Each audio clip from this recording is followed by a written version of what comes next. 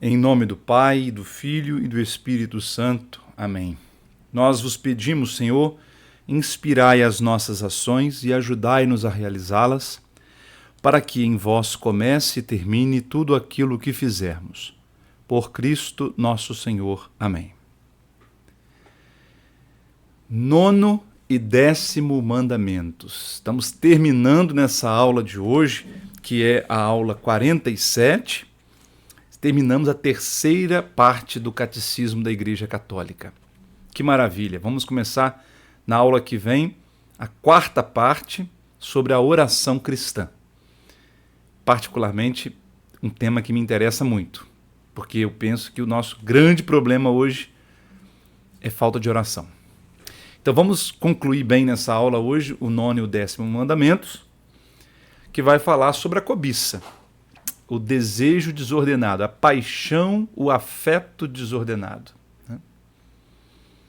Os números 2514, na verdade, porque eu deixei para começar aqui o 9º mandamento, até o número 2557. Desde já eu quero lembrar a todos que tiverem perguntas, dúvidas sobre alguma coisa que nós falamos aqui ou que você leu no catecismo, quer aprofundar algum tema, escreva para mim. Aí está o meu e-mail. E se você ainda não é inscrito nesse canal, por favor, clique aí em inscrever-se e interaja o quanto possível com esse vídeo, dando um joinha, dando um boa noite, um bom dia. Qualquer coisa que você digitar aí, quanto mais comentários houver, mais nós forçamos o algoritmo do Google a recomendar esse vídeo, tá certo? Então, muito obrigado a você que me acompanha, que está firme e forte no estudo do catecismo. O 9º mandamento diz: não desejar a mulher do próximo. Já expliquei isso aqui na forma catequética que Santo Agostinho nos deu dos 10 mandamentos, já que ele uniu o primeiro ao segundo. O segundo dizia da proibição de fazer imagens de Deus. Quando Cristo veio, Cristo é a imagem do Deus invisível, então, na verdade, o primeiro e o segundo se uniram. Amar a Deus sobre todas as coisas, né? Não ter outros deuses diante de Deus.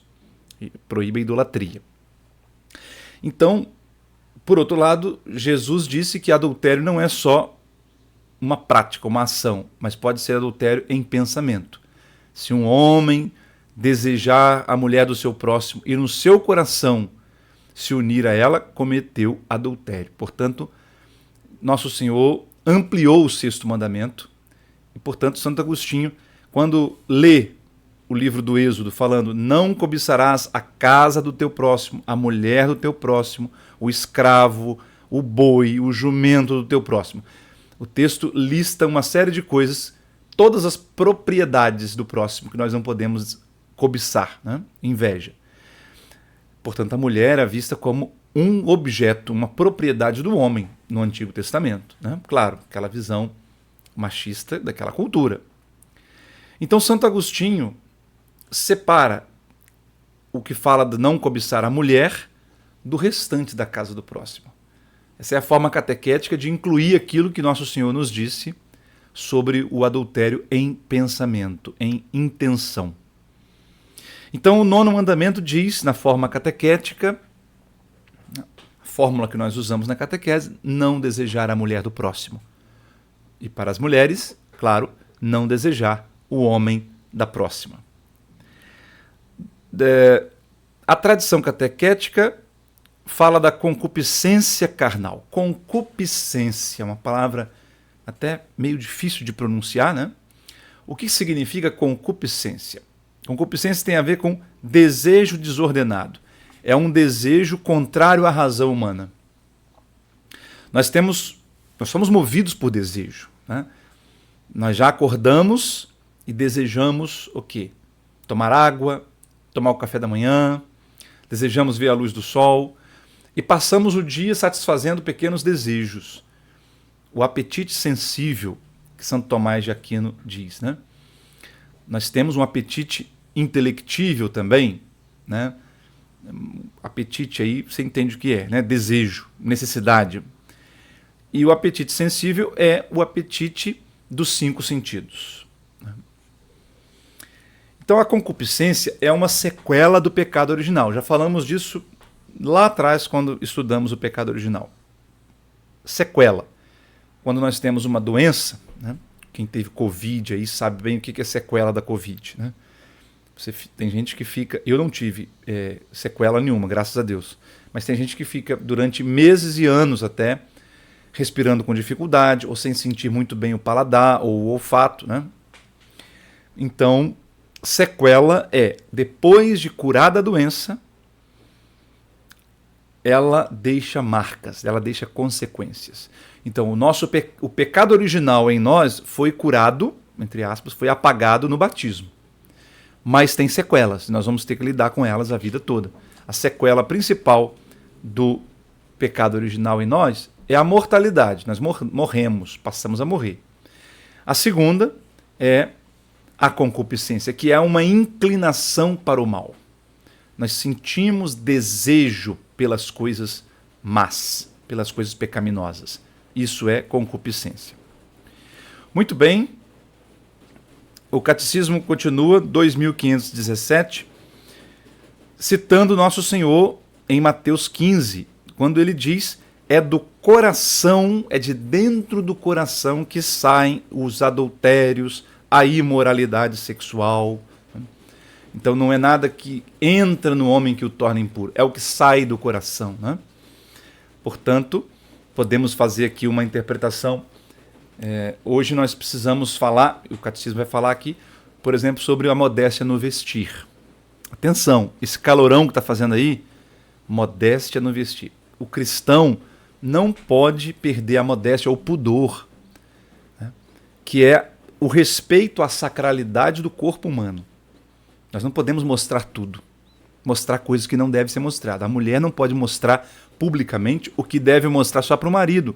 E o marido também não deve ficar usando roupas que chamem atenção para partes do seu corpo que só compete a sua mulher ver, e enfim, né? Então, isso é verdade. Nós precisamos ter modéstia e pudor no vestir. Mas nós podemos dizer que isso, interpretando aqui o Mateus 15, 19, não é justificativa para pecar. Então vamos parar de dizer assim: a mulher não pode usar roupa curta, senão o homem vai ser obrigado a cometer abuso sexual. Não. Não é nada de impuro que entra no homem. Não é a roupa curta da mulher que causou o abuso sexual, o estupro, ou o assédio. Não. O seu assédio, querido, veio de dentro do seu coração podre, cheio de pornografia, cheio de maus pensamentos. É daí que vem. Não vai colocar culpa na mulher. Certo? Não podemos usar essa linguagem machista de querer, né, justificar o estupro, pelo amor de Deus. Mas também olha a roupa que ela usava. Não. É de dentro do coração humano que saem os adultérios, as imoralidades sexuais. Nós temos que guardar a modéstia ou o pudor no vestir por outros motivos. E não para não suscitar crimes no coração doente, né, nos olhos doentes de gente perversa, certo? Uma coisa é uma coisa, outra coisa é outra coisa, né? Porque hoje tem muito isso, né? A tendência de culpabilizar a vítima, né? Nós não podemos entrar por esse caminho aí. Bom, a prática da temperança, portanto, o 9º mandamento, o 9º e o 10º mandamento, nos aconselham, nos ensinam a prática da temperança. Lembra que nós falávamos das virtudes cardeais? As virtudes cardeais, né? Justiça, fortaleza, e uma delas é a temperança. Temperança quer dizer o equilíbrio, fugir dos exageros, né? Veja bem, 9º e 10º mandamento tem tudo a ver com a sequência 6º e 7º mandamento. Já parou para pensar isso aqui? O 6º mandamento diz: não pecar contra a castidade.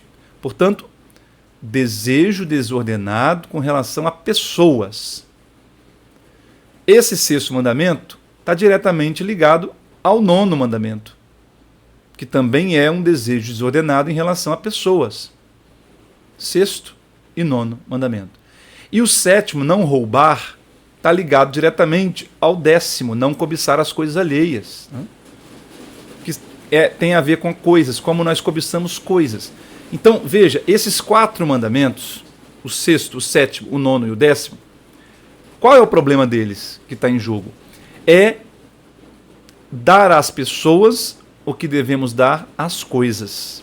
E dar às coisas o que devemos dar às pessoas. É inverter a ordem aqui. Né? Tratar pessoas como se fossem coisas é pecar contra a castidade.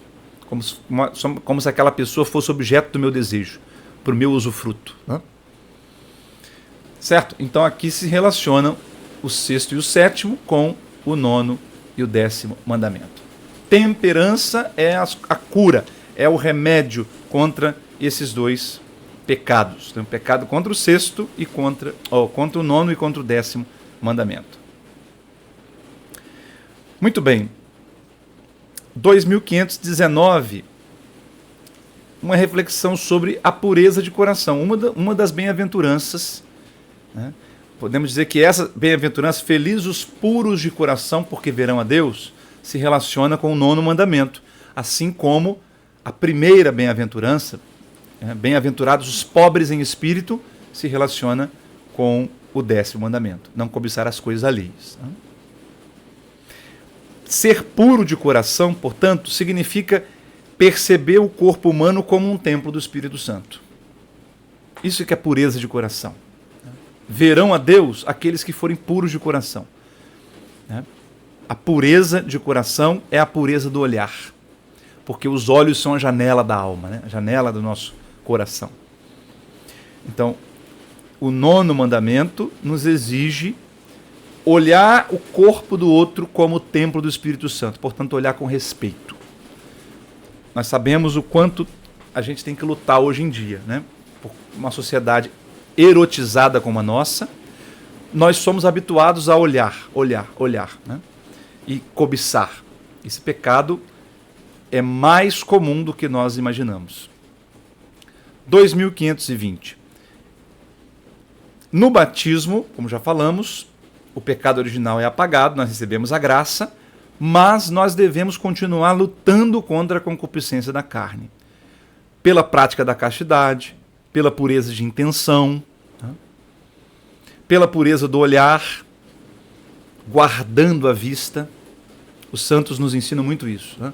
Isso é um pecado que pouca gente confessa, hein? Pouca gente leva para o confessionário. Não guardei os sentidos. O que é guardar os sentidos? Gente, se eu fico vendo fotos indecentes, apelativas, vendo vídeos pornográficos, se eu fico olhando as pessoas que passam, olhando para as partes íntimas das pessoas que passam, se eu fico cultivando curiosidade sexual em relação às pessoas, se eu fico cultivando esse tipo de literatura de baixo calão, de literatura sobre a intimidade dos artistas, etc., se eu fico cultivando isso, o que eu vou colher? Eu vou colher pecados contra o sexto mandamento. Claro. Ou seja, o nono mandamento é educar-me para não cair no sexto mandamento. Certo? Para não cair no pecado contra o sexto mandamento. Então nós não podemos deixar de guardar a vista, se nós não queremos pecar contra a castidade. Guardar a vista significa isso. Se alguém está atraindo o meu olhar, minha atenção, de modo desonesto, né, de modo indevido, então eu desvio o olhar, eu olho para outra coisa. Isso que é a temperança, isso que é a prática da mortificação dos sentidos. É uma coisa que hoje em dia quase ninguém fala, né? A gente não foi educado para isso. Nós precisamos mortificar os sentidos. Antigamente, na Idade Média, nos mosteiros, a igreja incentivava as pessoas. O que era mortificar os sentidos? Já que todo mundo usava hábito, todo mundo... né? O que era mortificar o sentido naquele contexto? Era arranjar uma corda e se chicotear, né? Além de hoje esse não ser o problema, e também com a psicologia nós sabemos que esse tipo de prática dá margem a uma série de perversidade e de problemas de saúde mental, pessoas que se machucam, que se ferem A igreja não recomenda mais isso. Porque hoje, mortificar os sentidos, mortificar a carne, é muito mais uma atitude de educar o meu olhar. Ao invés de ficar, né, olhando os corpos das pessoas, fotos indecentes, ou mesmo ficar olhando na internet coisas, sites de compra, meu Deus do céu. Se eu ficar pesquisando na internet coisas de compra, o algoritmo vai me seduzindo e daqui a pouco eu clico lá no comprar. Está tudo interligado. O desejo humano. Precisamos de reeducar o nosso desejo. Eu já falei isso aqui, mas vou relembrar. São Bernardo de Claraval, comentando essa bem-aventurança, felizes os puros de coração, porque verão a Deus. Ele nos diz que Adão e Eva tinham um único desejo, Deus. Os olhos, o olhar deles, a pureza de coração estava em olhar só Deus e querer só Deus. Com o pecado original, esse desejo de Deus se fragmentou, se quebrou em milhares de pequenos pedaços. Portanto, nós passamos a desejar as coisas. Nós dividimos o nosso desejo. Deus ocupava unicamente o nosso desejo antes do pecado original, e agora, isso que nós fomos criados para desejar, essa força que nós fomos criados com ela, né, para desejar Deus, agora se desviou e desejar coisas, pessoas, objetos. Né? Precisamos então reconstituir o nosso desejo, redirecionar o nosso desejo para Deus. Desejar Deus sobre todas as coisas.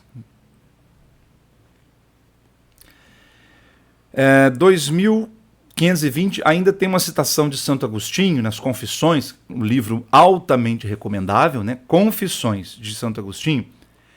Ele diz: ninguém pode ser continente se Deus não o conceder. Continência sexual. Né? A continência quer dizer a castidade. Depois, 2521 fala do pudor. O que é pudor? É a preservação da intimidade das pessoas. É a recusa de mostrar aquilo que deve ficar escondido, aquilo que deve ser guardado para a minha intimidade. Né? Isso é pudor. Portanto, evitar o nudismo, praia de nudismo. Né? Tem gente que gosta de ir à praia de nudismo. Bom, se não for quebra de pudor, vá lá. Mas se for curiosidade de quebrar, né, esse pudor, essa sacralidade do corpo humano, porque o corpo humano, a nudez em si mesma não é pecado, não tem nada de ruim na nudez. Se você for à Capela Sistina, no Vaticano, no coração da nossa Igreja Católica, olhar para o teto, você vai ver vários corpos nus. Né? Porque a igreja entende que não é possível que ali dentro de uma capela, de uma igreja, alguém vai estar olhando aquelas cenas e fantasiando com malícia. A igreja, nos museus do Vaticano, tem várias esculturas de corpos nus, inclusive com os órgãos genitais à mostra. Você sabe que um papa, né, os papas mecenas do final da Idade Média, né, na Renascença, no início da Idade Moderna, retomaram muito a prática dos ideais gregos e romanos antigos, né, nas obras de arte. Então, por isso que o Papa mandou fazer aquelas pinturas na Capela Sistina. Um outro Papa veio depois e mandou pintar um manto para cobrir a genitália das pessoas nas pinturas. E agora, no século XX, no século passado, foi feita uma grande restauração das obras de Michelangelo, né? Aquelas pinturas, o teto que Michelangelo pintou. Então, foram retiradas as pinturas dos mantos, né, das roupas, e descobriram, então, o original, que são corpos nus. O problema não é a nudez, o problema é a malícia do olhar humano. Né? Então, é o que eu estava falando, nós temos que ter modéstia no vestir, 2522. Mas lembrando que a roupa não é o problema. Mostrar o corpo não é o problema em si. O problema é a malícia do outro. Né? Então esse é o problema. Discrição, ser discreto. Nessa cultura que a gente está aí, 2523 fala isso, né? É preciso resistir às solicitações da moda. Por que eu tenho que usar a roupa que todo mundo usa? Por que eu tenho que seguir a ditadura da moda? Alguém inventou que usar calça jeans cheio de rasgões assim, mostrando pedaços da coxa, é bonito. Alguém inventou isso. Tem nada de bonito nisso, mas enfim, o gosto vamos deixar para lá. E aí impõe-se uma regra, as pessoas vão à missa agora com calças rasgadas, ou vestidos até o pé, mas com um decote, com um rasgo aqui em cima, mostrando a coxa. Então, quer dizer, falta de discrição. Para que querer chamar a atenção para mim? A gente tem que se perguntar isso. Né? Modéstia significa isso, modéstia no vestir. Eu devo ir vestido de uma forma que eu não vou chamar a atenção para mim. Por exemplo, se eu sou padre, qual é a roupa do padre? Como é que um padre deveria se vestir? De padre, para ser reconhecido como padre onde ele estiver. Né? Por que um padre vai ficar usando camisa apertadinha para mostrar os músculos? Ou calça mostrando sei lá o quê? Para que um padre vai fazer isso? Qual a motivação de um padre ao fazer isso? Está errado, me desculpe. Está errado no coração dele e está sendo causa também de pensar mal sobre o sacerdócio. Pensar que o padre é um homem disponível sexualmente. Tema polêmico, né? Mas, enfim, falei. Vamos lá, vamos seguir. Então, para terminar o 9º mandamento, o número 2525 fala do erotismo e da imaginação indecorosa. Ele não menciona pornografia aqui porque já mencionou lá quando falou do 6º mandamento. Está lá no número 2354, quem quiser retomar. Porém, eu repito o que eu disse também naquela aula sobre o 6º mandamento. Se fosse escrito hoje, o catecismo teria certamente um trecho muito maior para falar sobre a pornografia. Porque na época, nos anos 1990, quando isso aqui foi escrito, nós não tínhamos internet disponível como hoje. Hoje, a pornografia é um mal social, um mal familiar, um vício. Né? Se você, meu irmão que está me ouvindo, minha irmã que está me ouvindo, se você quiser dar passos na vida cristã e tem o hábito de acessar pornografia, primeiro conselho que eu te dou como padre, supere esse vício, porque isso é vício. Isso está destruindo a vida sexual dos casais, isso está levando adolescentes e jovens a uma ansiedade nunca vista, né? Está levando casamentos recém-firmados ao fracasso. Por quê? Porque a pornografia leva a pessoa a fantasiar um tipo de relação sexual que não existe na prática, não existe na vida real. Isso faz com que o cérebro libere uma quantidade imensa de dopamina, e faz com que a gente queira depois, tenha necessidade de mais e mais dopamina para chegar ao orgasmo. E aí não vai acontecer o quê? Vai acontecer, né, ejaculação precoce por parte dos homens e vai dificultar ainda mais a mulher a chegar ao orgasmo. Se a mulher já demora muito mais tempo para chegar ao orgasmo da relação sexual, com pornografia isso tende a piorar. Claro. Por quê? Porque na prática, no seu leito conjugal, ela não vai achar um homem que faça toda aquela performance que viu no vídeo. Claro que não. Então, pornografia é erotismo, é transformar o corpo humano em mercadoria. Né? Pornografia é financiar a prostituição. Ah, mas eu não estou pagando, eu estou vendo no canal livre. Mas cada visualização que você dá é dinheiro entrando na conta dos produtores daquilo. É com essa visualização que você está dando ao site pornográfico que as pessoas, os produtores, pagam aqueles atores e atrizes pornôs. Certo? Então, corta isso da sua vida. Não tem como seguir na vida cristã. Gente, nós estamos querendo entrar na parte da oração cristã, na aula que vem. Primeira coisa, se você quer trilhar um caminho de oração, tem que cortar os vícios. Bebedeira, corta. Comilança, corta. Está fumando demais, diminui, corta, se possível. Está usando droga, tem que cortar. Tem que se tratar. Pornografia, corta. Não vai dar passos na vida espiritual, na vida de oração, quem estiver com vícios. Tá certo? Isso tem que ficar bem claro.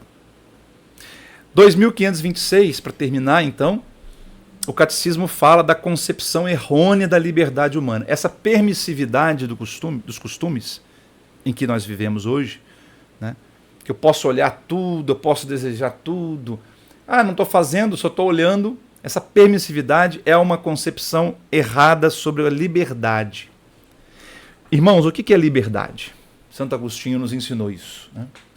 Liberdade não é eu fazer o que me der na telha.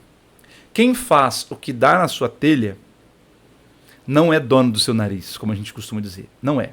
É escravo do seu vício. Liberdade verdadeiramente é seguir os ditames da razão humana. Portanto, é seguir a lei de Deus, que coincide com a lei natural.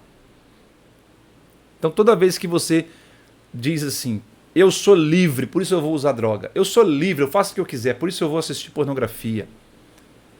Quem segue nesse caminho, logo, logo vai ver que não está livre coisa nenhuma. Porque daqui a pouquinho, quem decide quantas vezes você vai acessar o site pornô, não é você na sua liberdade pretensa, mas é o seu vício. Certo? Então, vamos entender bem o que é liberdade. Liberdade não é fazer o que eu quero, liberdade é fazer o certo. Porque fazer o errado, escolher o errado não é verdadeiramente liberdade. É livre-arbítrio deturpado, que nós chamamos de libertinagem. Encerramos o 9º mandamento, entramos no 10º mandamento, não cobiçar as coisas alheias. Como nós já vimos aqui, o 10º mandamento fala sobre não cobiçar as coisas alheias, que se liga ao pecado, ao pecado contra o 7º mandamento, né? Ou seja, você pode não roubar, literalmente, mas você pode pecar desejando roubar, desejando ter o que não é seu. Certo? Há duas formas de roubar, portanto. Ou você, de fato, se apropriar do que é do outro, ou você ficar torcendo para o outro perder. Não se alegrar com o sucesso do outro, com a prosperidade do outro. Isso é o pecado contra o 10º mandamento. Muito bem. Cobiça dos bens dos outros.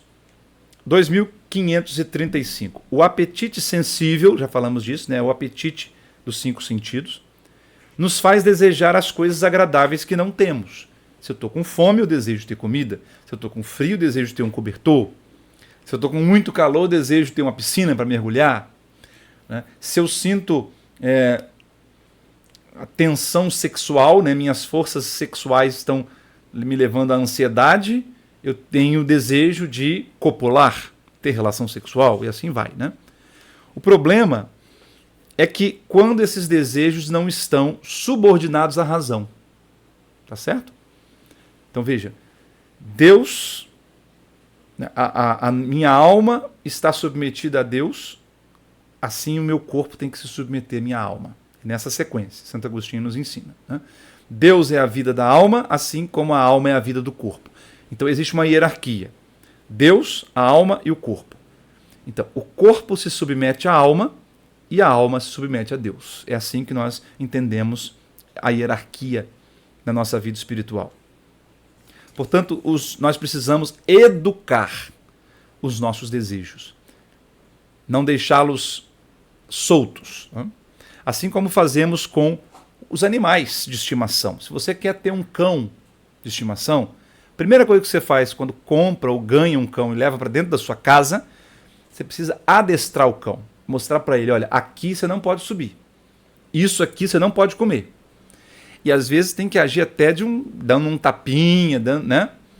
Para adestrar o cão. Ele precisa saber, né, como se comportar. Se você fala tal coisa, ele tem que deitar, ele tem que rolar, sei lá o quê. Pois bem, queridos, nosso corpo é animal. São Paulo chama, né, de corpo psíquico. O que é um corpo psíquico? É um corpo animal. Animal vem de anima, quer dizer alma, né? O corpo psíquico é um corpo que apenas segue a alma sensitiva, a alma dos sentidos, quer dizer, a vida dos sentidos, os apetites dos sentidos. O nosso corpo quer o quê? Somente isso. O nosso corpo quer se ajoelhar e adorar a Deus? Não. O nosso corpo quer acordar cedo para ir para a academia, para treinar? Não. O nosso corpo quer comer com moderação, somente o necessário para a saúde? Não. O nosso corpo quer comer muito, beber muito, dormir muito. Nosso corpo quer trabalhar? Não. Então nós precisamos educar o nosso corpo, adestrar o nosso corpo, educar o nosso desejo. Muito bem. 2537 fala também que não é violar este mandamento desejar as coisas dos outros por meios justos. Então vamos entender bem o que é inveja, condenado por esse 10º mandamento. Inveja é eu olhar o que é do outro, desejar e desejar que o outro perca. Eu ficar triste porque o outro tem aquilo. Eu desejaria que ele perdesse para que eu ganhasse. Por isso, inveja, por exemplo, é eu, como médico, desejar que as pessoas fiquem doentes. Desejar que venha uma pandemia. Deus me livre, né? De novo, não. Mas eu ficar feliz com uma epidemia porque aí eu vou ter pacientes para mim. Isso é pecado contra o 10º mandamento. Ou então um advogado ficar feliz quando tem litígios, quando tem divórcios, porque aí vai sobrar trabalho para mim. Né? Ou então no comércio, eu elevar o preço com juros exorbitantes além do justo, né, do que é justo, né, e eu ficar triste com o poder de compra do outro. Sabe essa história da pessoa que vai ao aeroporto, quando a economia está melhorando, e fica irritada quando vê pobres andando de avião e fica assim, ai, saudade daquele tempo que só nós podíamos andar de avião. Essas gentalhas, pobres, pretos agora estão entrando em avião, o aeroporto agora baixou de nível. Isso é pecado gravíssimo. Sabia? Não sabia? Saiba agora. Pecado gravíssimo. Porque isso é inveja. É você não querer que os outros usufruam dos benefícios que você usufrui. É você querer constituir uma elite. Só nós podemos ter acesso a isso. Sabe aquele outro discurso assim? Nem todo mundo tem direito a ter faculdade. Para que esses pobres querem fazer faculdade? Não, faculdade é só para nossos filhos. Eles não. Eles basta fazer um cursinho técnico. Não ser pedreiros. Isso é pecado gravíssimo contra o 10º mandamento. Porque é inveja. Inveja não é só o pobre que quer ter o que o rico tem. Não, inveja é o rico que não admite que o pobre também tenha. Ele quer manter as coisas como estão. Que os pobres continuem pobres, para que eu continue rico e mais rico. A inveja é um vício capital, é um dos 7 pecados capitais. Inveja. É a tristeza diante do bem do outro. 2541. A graça de Deus desvia o nosso coração do desejo desordenado e reordena o desejo para que ele deseje o sumo bem que é Deus. Sumo quer dizer supremo. Né? Sumo bem é Deus. É isso que nós estávamos falando antes. Educar o nosso desejo. Como é que a gente educa o desejo? Oração. Oração e oração. Além disso, a prática dos sacramentos. Confissão. Vai confessar, vai confessar. Quanto mais você confessar esse pecado, mais você recebe a graça de Deus que vai te ajudando a reordenar o seu coração, os seus desejos.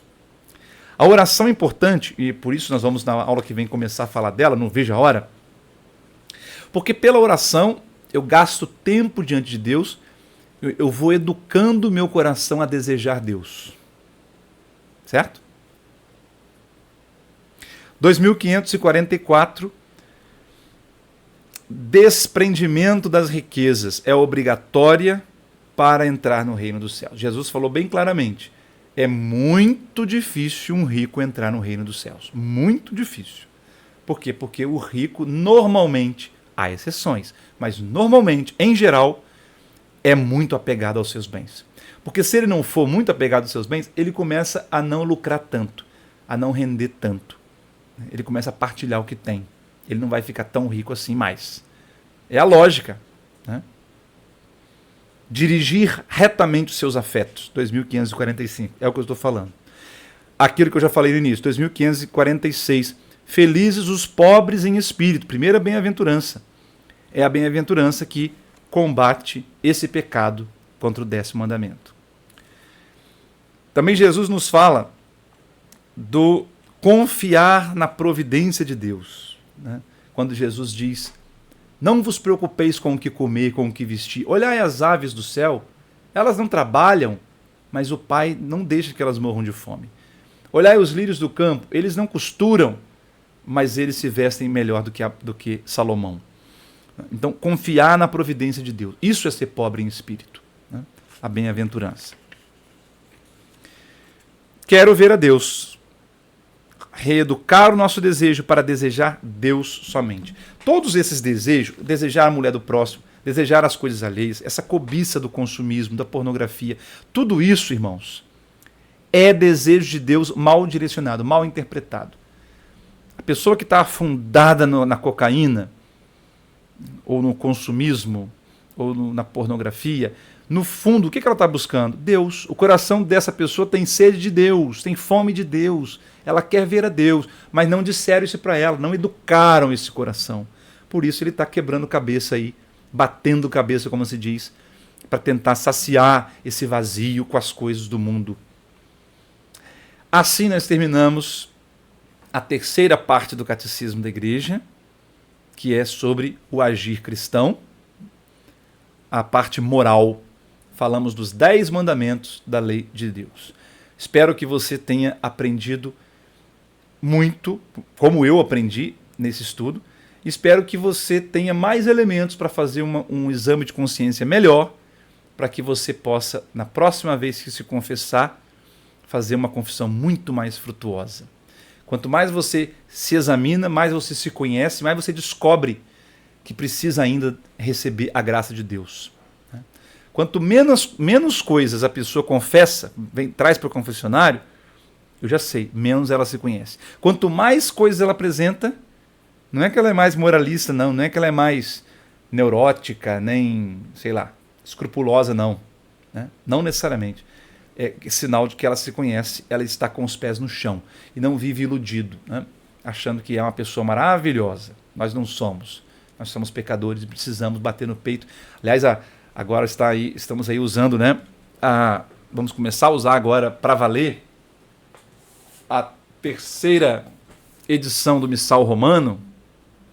E uma das coisas diferentes que esse missal nos traz é que no ato penitencial da missa, agora nós dizemos: por minha culpa, minha tão grande culpa. Batemos 3 vezes no peito e não 2 mais, né? Na segunda edição nós falávamos minha culpa, minha tão grande culpa. Agora tem minha culpa a mais. Ou seja, mais fiel ao texto original em latim, porque sempre foi assim a oração, né? A oração não, o confiteor, que é a confissão genérica dos pecados. Abençoe-vos, Deus Todo-Poderoso, Pai e Filho e Espírito Santo. Amém. Até a aula que vem, se Deus quiser.